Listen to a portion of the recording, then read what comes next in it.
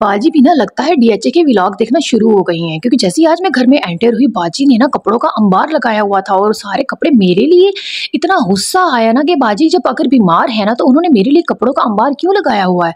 तो बस फिर मुझे बहुत गुस्सा आया, लेकिन बाजी की तबीयत देख कर ना फिर मैंने कहा चलो भाई, सारे कपड़े भी मैंने जल्दी एक एक करके डाले। ऊपर से बाजी के बच्चों ने भी तंग किया हुआ था, बार बार वो कपड़े छीन रहे नीचे फेंक रहे थे। और उसके बाद फिर जल्दी से बाजी की बेटी की फरमाइश आ गई कि मुझे मूंगफली खानी है, तो उसको मूंगफली छील के दी, उसको तो कम दी, फिर मैंने ज्यादा खुद खाई कि अच्छा भाई मैं भी खाऊंगी, मुझे भी कुछ एनर्जी चाहिए।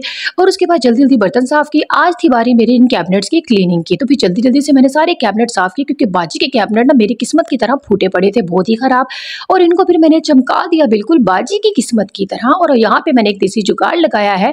यहाँ पे कुछ चिपकने वाले बाजी ये लाई थी, छोटे छोटे पता नहीं क्या इसको कहते हैं, हुक्स कहते हैं। यहाँ पे मैंने इनको ग्लास से और कप लटका दिए, ताकि पूरा जो है ना कैबिनेट वो खुला खुला हो जाए। ये बहुत ही मजे का कैबिनेट मुझे लग रहा था, मैं भी अपने घर जाके इसी तरह के जुगाड़ लगाऊंगी। और उसके बाद अगर मैंने कहा ये शेल्फ अगर बाजी देख लेना तो बाजी ने मुझे उठा के घर से बाहर फेंक देना है, कि कहते किचन तो तुम्हारे जिम्मे है और तुमने तबाही मचाई हुई है।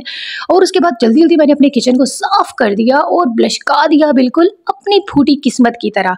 और उसके बाद बाजी के आने थे मेहमान, क्योंकि बाजी तो पकड़ के सर बैठ गई थी और उनकी तबीयत ही खराब। तो मैंने पूछा क्या हुआ, तो उन्होंने कहा था चाइनीज राइस बनाने हैं और मेरी तबीयत खराब हो गई है। तो फिर बस मैंने कहा कि आप मुझे बताएं।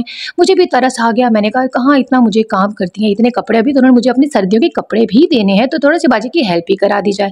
तो बस फिर बाजी ने जो है ना सारी वेजिटेबल्स जो है ना पहले ही कट की हुई थी, कुछ तो मैंने कर दी।